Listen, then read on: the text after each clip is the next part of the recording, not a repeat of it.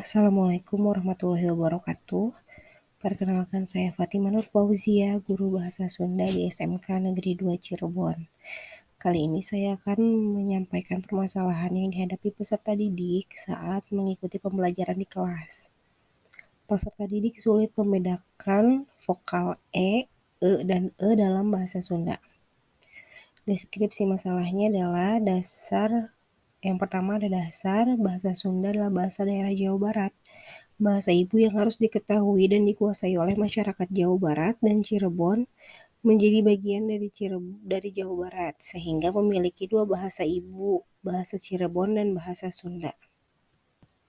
Yang kedua, vokal. Jumlah huruf vokal dalam bahasa Sunda beda dengan vokal bahasa Indonesia.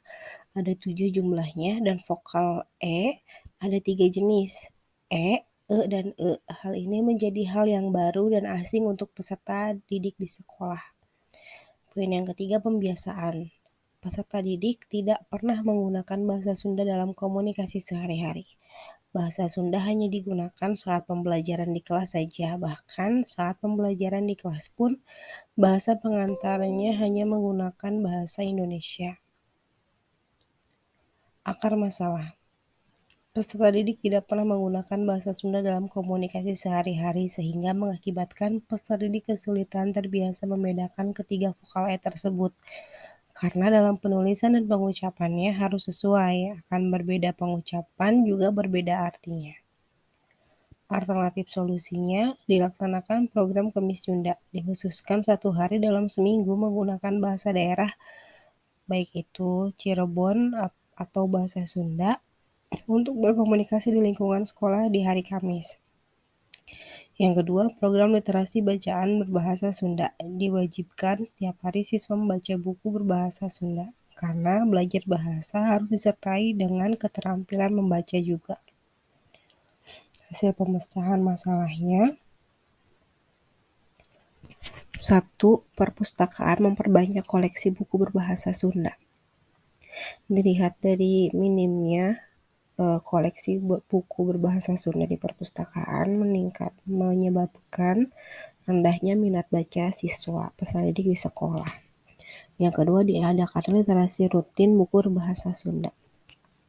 Alhamdulillahnya setiap hari ini sudah berjalan literasi, baik itu membaca Al-Quran atau buku bacaan yang lainnya, tapi untuk buku bahasa Sunda belum ada.